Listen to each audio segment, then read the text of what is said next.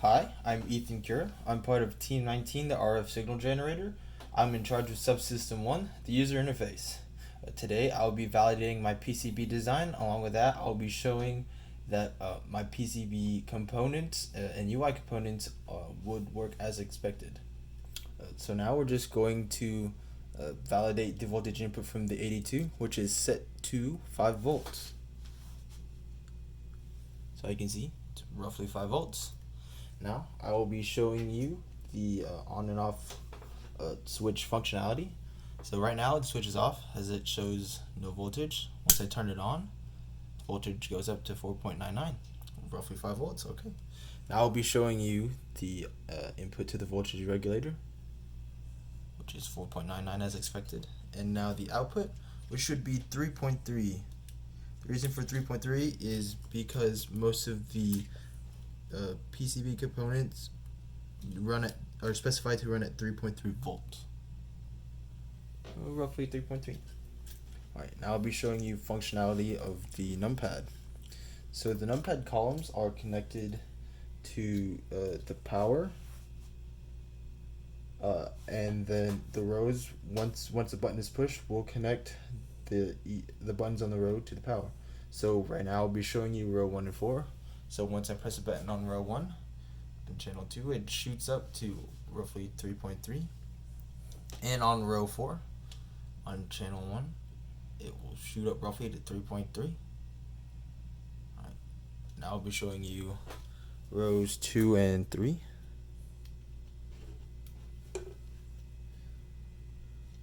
On row 2, once a button is pressed on channel 1, it'll show roughly 3.3, and on row 3, once the button is pressed, it will show roughly 3.3. Alright, now I'll be showing you the LCD. Unfortunately, the only thing I can do with the LCD is give it power. I can't control it as that would require an MCU, and that is not part of my subsystem. Alright, so I'm plugging it in. As you can see, it turned on. Alright, I'll be showing you functionality of the rotary encoder.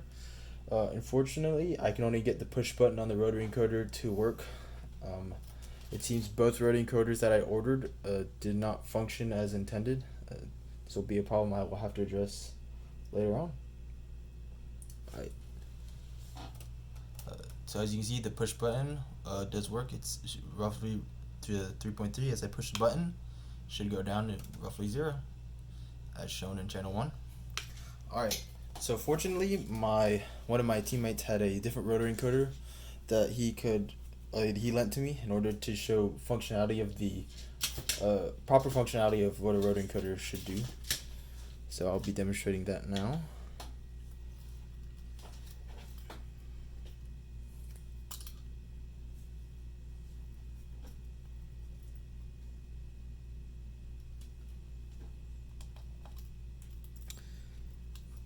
So as of right now, the rotary encoder should be at roughly 5 volts.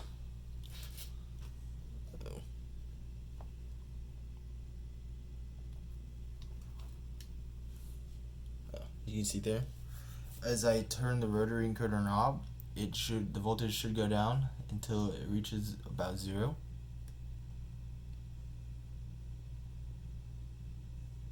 Right there. This is because rotary encoders operate on highs and lows, and based on that it can determine the number of turns or the position of the encoder.